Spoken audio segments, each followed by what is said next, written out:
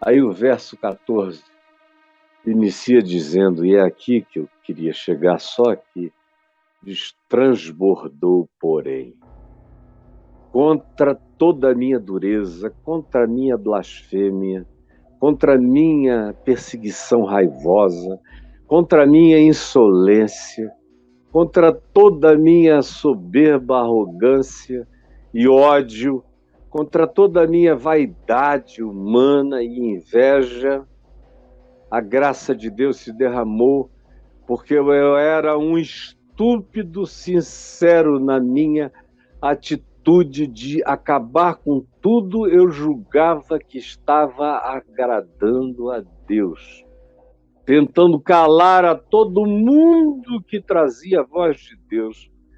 Mas eu fazia isso na dureza, na psicopatia que a religião instilou em mim, no ódio e na dessensibilização, na lavagem cerebral daquela ação de hostilidade programada no meu coração. E enquanto eu fazia aquilo, eu sofria, me angustiava e não sabia nem por que o meu coração vivia cheio de resfolegância. Como diz Atos 9, respirando, Paulo ainda ameaças. É a expressão grega que definia o leão, a besta, a fera na arena.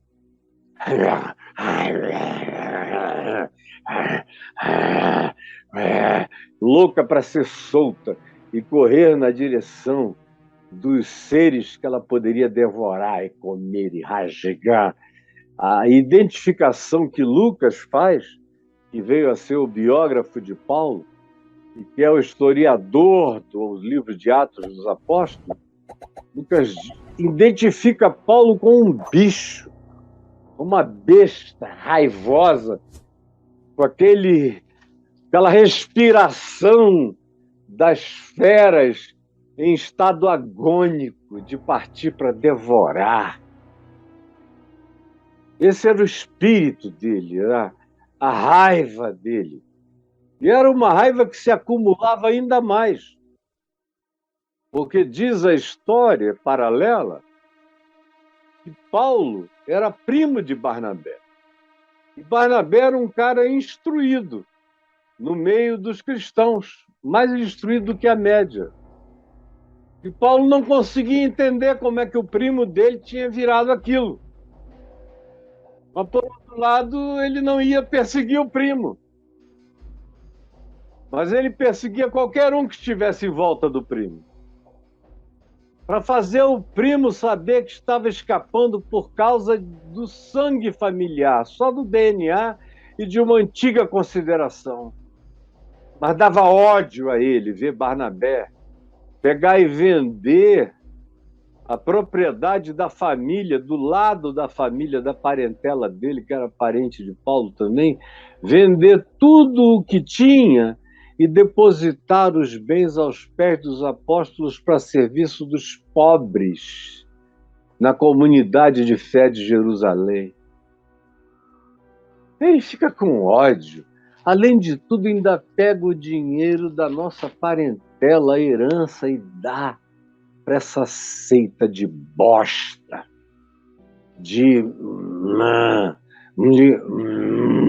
do que mais, se você pudesse imaginar, de raiva designada. O coração dele está assim, resfolegante, tomado como um bicho. Ele diz também, escrevendo aos Coríntios, na segunda epístola, ele estava num estado mental e espiritual de caos. Ele se identifica com a caoticidade da terra no princípio. Gênesis 1 diz: do princípio criou Deus os céus e a terra, porém, estava sem forma e vazia. E o texto grotescamente original diz: a terra estava vazia, desfigurada, catastrofizada. A Terra tinha acabado de passar por uma outra calamidade universal. Ela estava num estado de total deformação e em estado de escuridão. Havia algo cobrindo, depois do cataclismo que atingiu a Terra, que não deixava nem o sol entrar. Quando Deus disse, haja luz, na perspectiva da Terra, e a luz rasgou todo o impedimento para chegar aqui trazendo vida. E ele diz, assim era eu. Assim era eu antes da luz de Cristo brilhar na minha cara. Eu vivia daquele jeito, catastrofizado, calamitoso, angustiado, sem forma, vazio, com uma vontade enorme de morrer, por isso eu matava, por isso eu perseguia, amargurado, infeliz. Mas a graça de Deus, mas eu achei misericórdia. Porque eu era ignorante, insolente, estúpido e cego, desconstruído, descriado, caotizado, mas a graça veio sobre mim e ela não só veio, mas ela transbordou.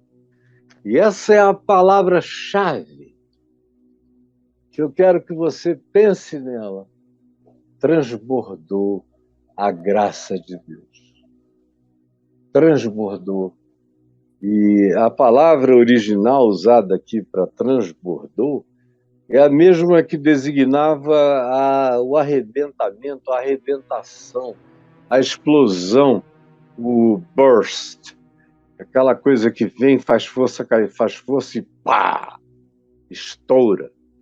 Uma represa. Você imagina a pressão de água nas paredes de Itaipu. Paredes e paredes, por isso tem todas aquelas turbinas de vazamento e lugares de vazamento, porque se não houver como escoar a água, pode haver períodos no ano em que ela fique tão cheia que trinque ou mesmo arrebente. Qualquer represa tem o seu limite de pressão. E Paulo diz que ele tinha uma represa no coração, mas que chegou ao limite da pressão.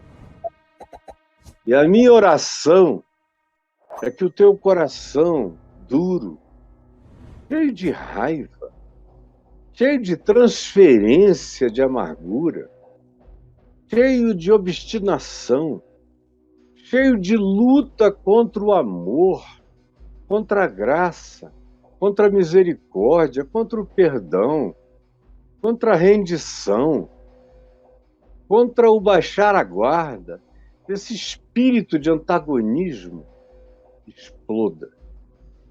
Que ele seja vencido e que a graça arrebente essa contenção e transborde e traga tudo abaixo. É o que a gente vê na vida de Paulo. Isso aqui é uma metáfora para descrever o transbordamento, como tudo que ele erigiu e tudo quanto estava erigido já de tradição, de estruturação preconceituosa, de preconceito estrutural, que tinha sido erigido nele por milênios e que tinha sido reforçado por ele durante os 30 e poucos anos da sua vida fanática, dedicada a ser o melhor entre os melhores do povo dele. E o melhor na moral, o melhor na teologia, o melhor na ortodoxia, o melhor nos detalhamentos, o melhor nos rigores, o melhor nos dogmas e nas doutrinas. Esse era um cara crente, desses que os crentes hoje em dia gostam de ter na sua igreja, que eu peço a Deus que me livre de encontrar um maluco como esse. Porque esse é um cara que, se a graça de Deus não se derramar sobre ele, ele vira um diabo humano, fazendo mal para todo lado, como a gente tem muitos diabos humanos aqui, em nome de religiões, declarando ódios e ódios. Eles só não saem para matar porque sabem que a lei os proibiria e os prenderia, e eles poderiam até vir a ser linchados por uma revolta pública.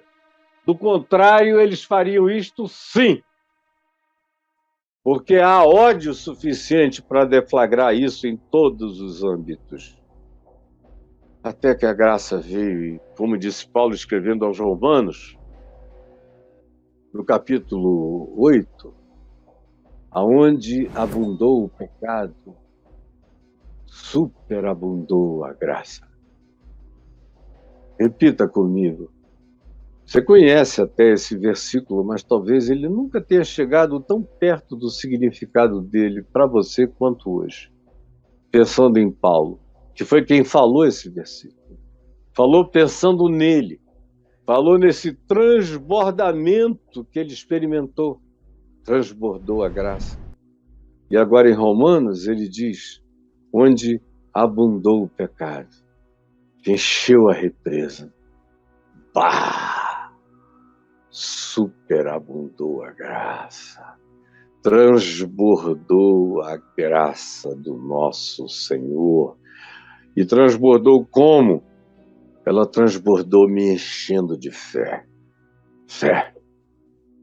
Estranho. Eu tinha uma crença que matava, que odiava. De repente, num segundo, num abrir e fechar de olhos, quando aquela luz brilhou e eu ouvi aquela voz, Saulo, Saulo, por que tu me odeias? Por que tu me persegues? Dura coisa é tu recalcitrares contra os aguilhões, é dares esse soco, esse chute na ponta aguda da carruagem de fogo, chutares a ponta aguda das lanças espirituais. É suicídio que tu estás fazendo contra a tua alma. Não lutes, não enfrentes as forças do meu amor nem da minha graça. Para de resistir. Porque não há ninguém que lute e se jogue contra mim que não esteja apenas fazendo mal a si mesmo. Como eu já disse, eu sou a pedra que os construtores rejeitaram. Mas aquele que cair contra essa pedra será reduzido a pedaços. E aquele sobre quem ela cair será reduzido a pó. Então, não brinca com isso, não brinca de ser ruim contra o meu amor. Eu estou vindo para começar um mundo novo em ti, para fazer de ti uma nova criação, para estabelecer um regênesis, um recomeço, uma refundação do teu ser.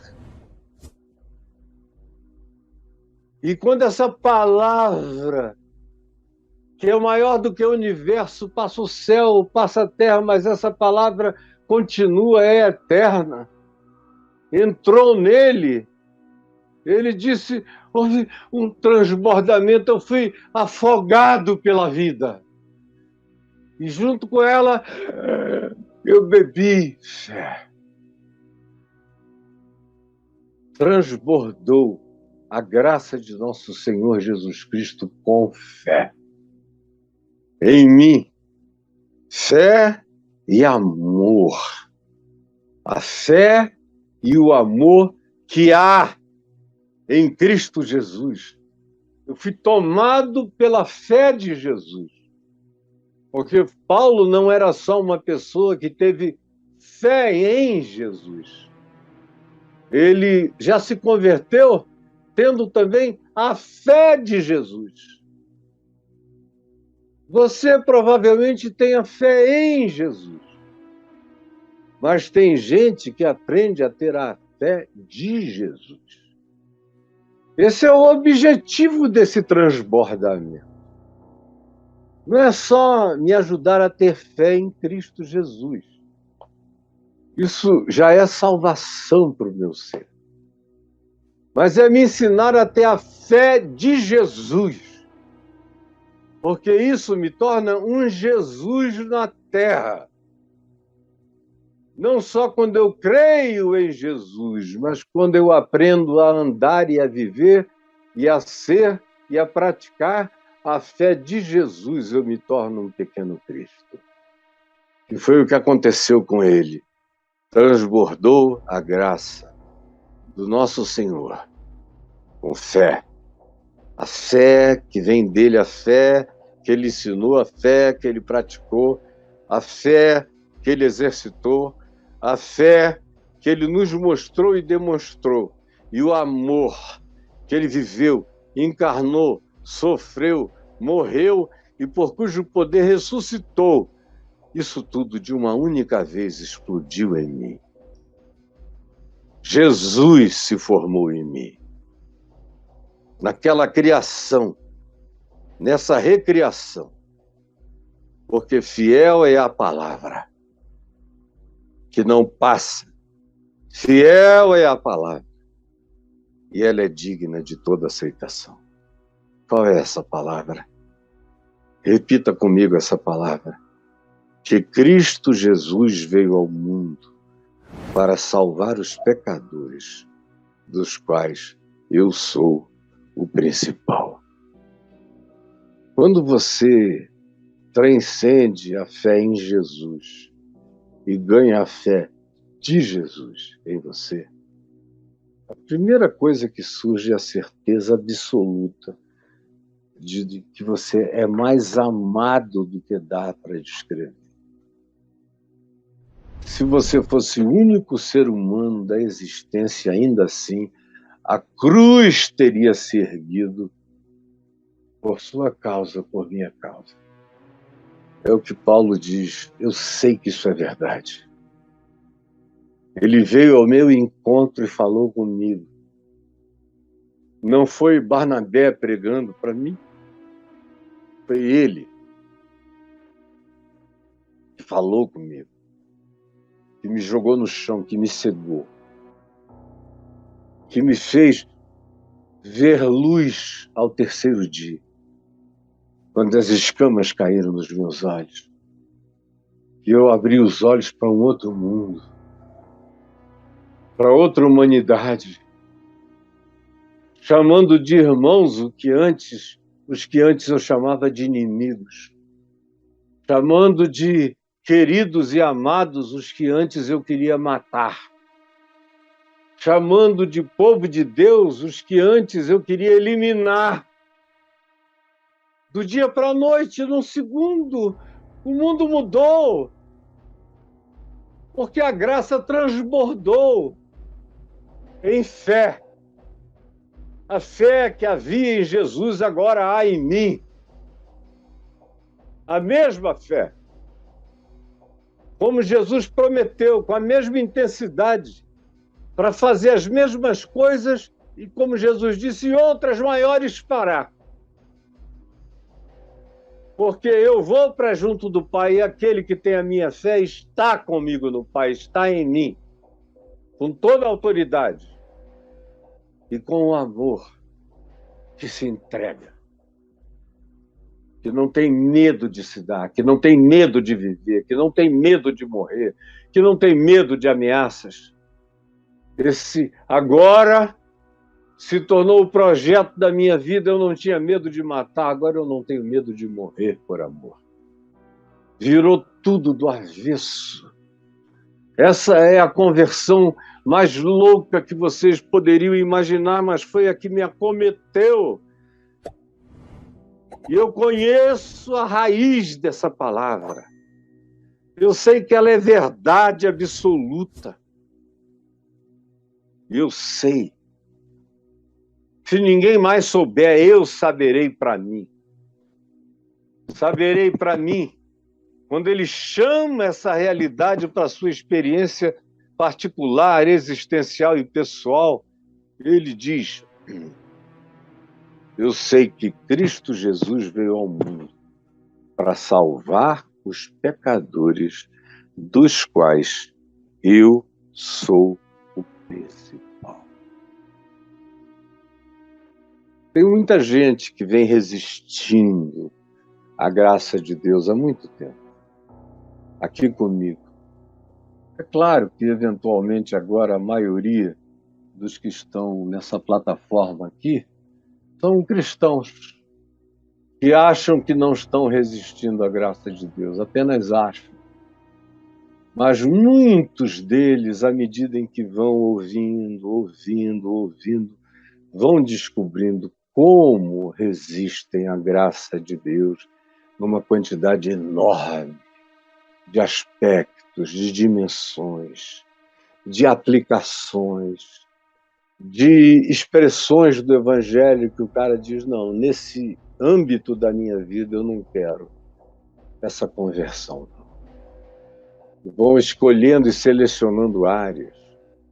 Tanto quanto há aqueles aqui que às vezes passam.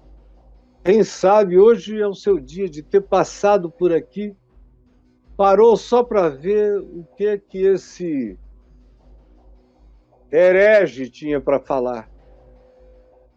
E a palavra do herege se transformou nos seus sentidos em palavra de Deus.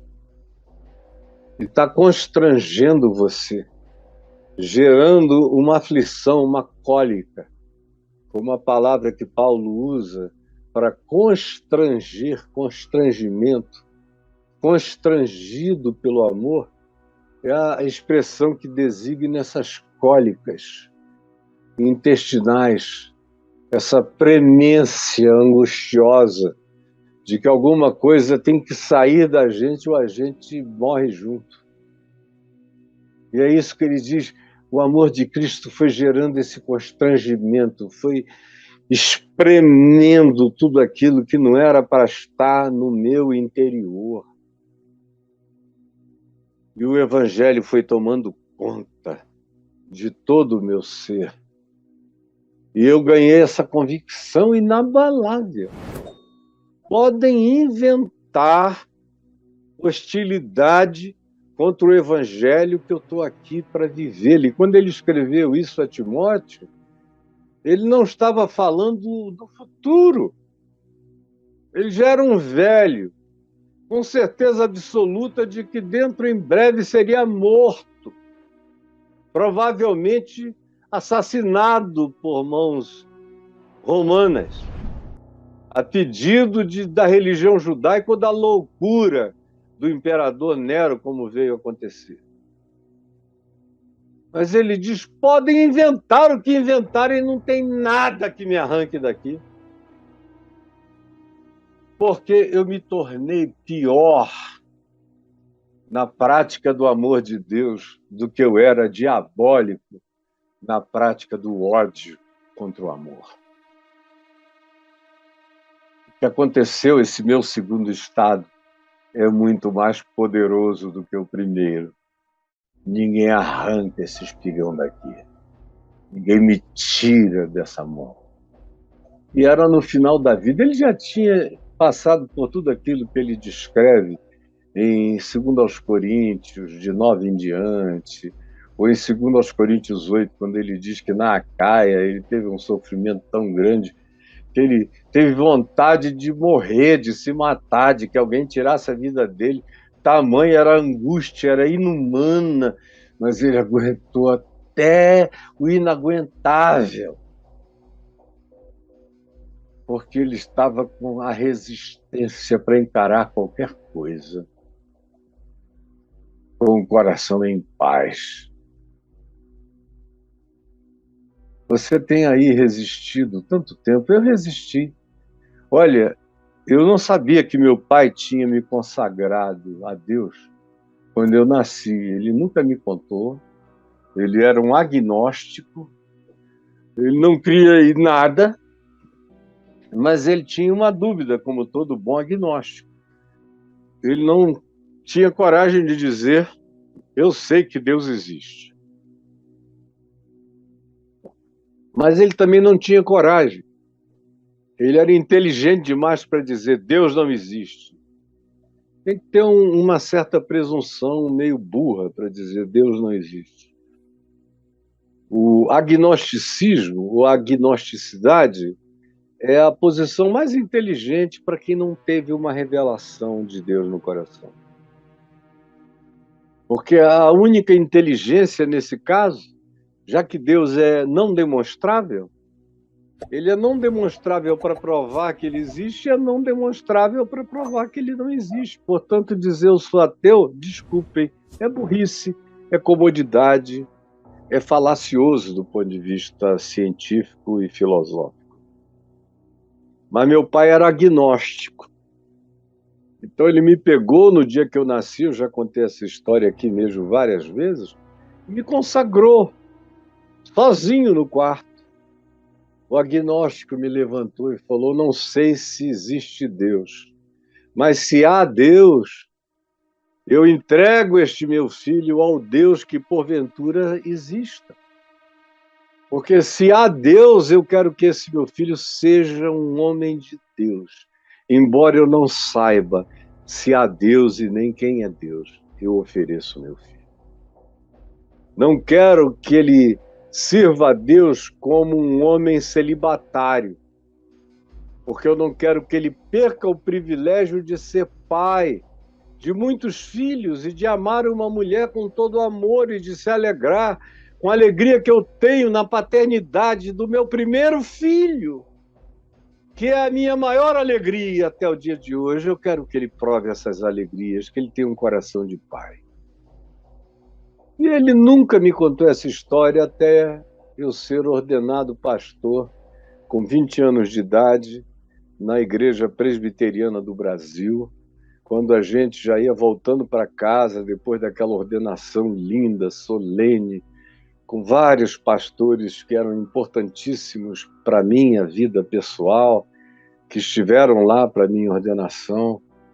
Foi um episódio, muita gente aos prantos, dizendo que nunca tinham assistido um momento mais solenemente quebrantado do que o momento da minha ordenação.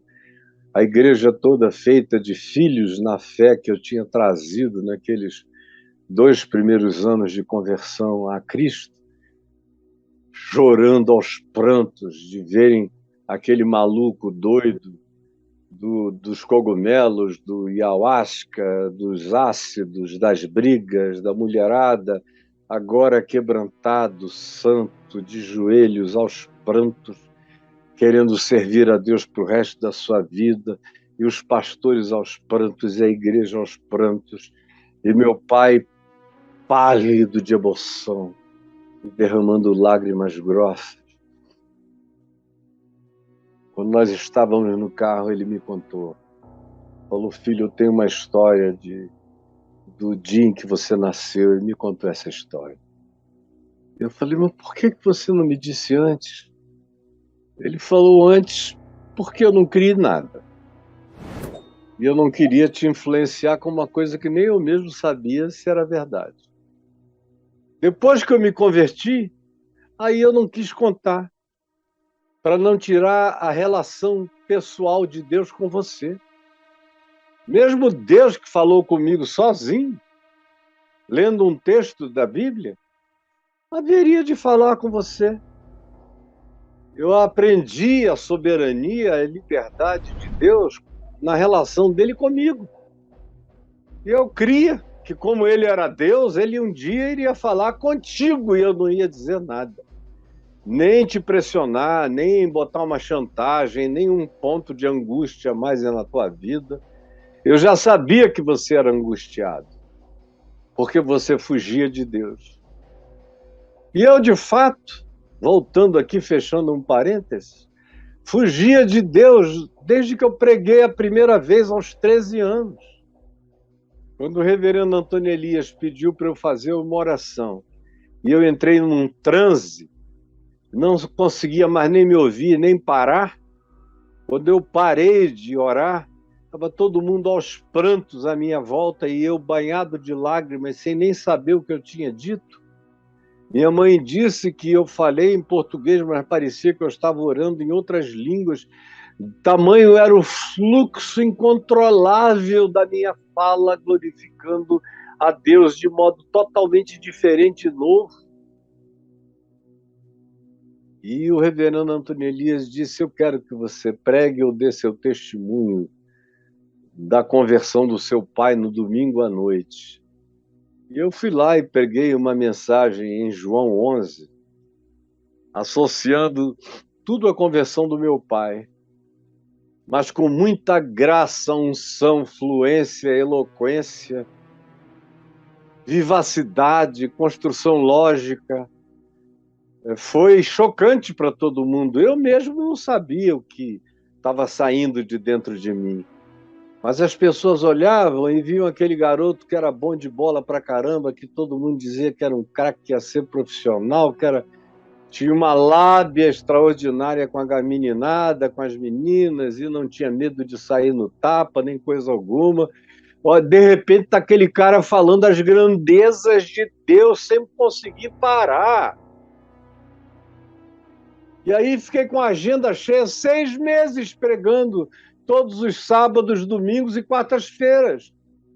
Quando eu me vi, de repente, eu creio que foi em Macaé, ou Cabo Frio, numa igreja metodista, na frente, na praça, depois de ter pregado, e aquele monte de gente me adulando como se eu fosse um fenômeno novo do cristianismo. Eu falei, meu Deus, onde é que eu me meti? Eu só estava alegre porque o meu pai era um bruto, sem razão espiritual. Era só um bom homem, sensível. Mas para Deus ele era um tosco. E se converteu e se tornou a coisa mais angelical do mundo. Eu só estava feliz com isso. Mas eu não quero. Eu não quero isso. E saí dali fugido. E comecei praticamente a fazer caca na praça, a fazer cocô em público, para ninguém vir mais me perseguir para pregar. Aí eu comecei logo, eu já fumava maconha antes, continuei, só que agora eu não estava mais nem aí. Eu era capaz de ir até a porta da igreja num domingo de manhã, numa escola dominical, com um baseadinho aceso. Naquele tempo isso era um escândalo. Qualquer coisa, eu chegava lá muito doidão, ou com cheiro de cachaça, com 13 anos. E meu pai esperou, e minha mãe nunca falaram nada, só oraram, oraram, oraram, oraram. E eu, cada vez mais louco, lutando como Paulo. Eu conheço esse sentimento de resfolegância, de resistência, de lutar contra, de odiar aquela mensagem, de dizer, Deus me livre disso, eu não quero essa vida para mim. Eu lutei com todas as minhas forças e fiz tudo o que eu podia para que o antagonismo ao evangelho crescesse tanto no meu coração que eu nunca conseguisse me converter, que fosse uma coisa praticamente impossível para mim me converter. Tadinho. Até que no desejo de morrer, querendo encontrar uma arma para me matar, a luz brilhou na minha cara. Brilhou e transbordou a graça e arrebentou a represa. E eu não pude resistir. E ele me seduziu e eu seduzido fiquei. E o amor dele se tornou exclusivo para mim. Eu não precisava crer que era por toda a humanidade. Eu sabia que se não houvesse mais ninguém, ele morreria por mim, como eu sei até o dia de hoje, que o meu vínculo com Ele, estabelece uma relação exclusiva, não coletiva. Não tem a ver com a humanidade, tem a ver dele comigo. Caio Fábio de Araújo Filho, ele veio e me amou, e fiel é a palavra que está plantada em mim e que garante que ele veio ao mundo salvar os pecadores, dos quais eu, Caio, sou o principal. Porque eu não tenho apenas fé em Jesus, ele me deu também a fé de Jesus, para resistir firme na minha geração e em todas as gerações. E é o milagre que eu peço que ele realize hoje, no coração de muitos que estão me ouvindo e na vida de milhares que ainda me ouvirão.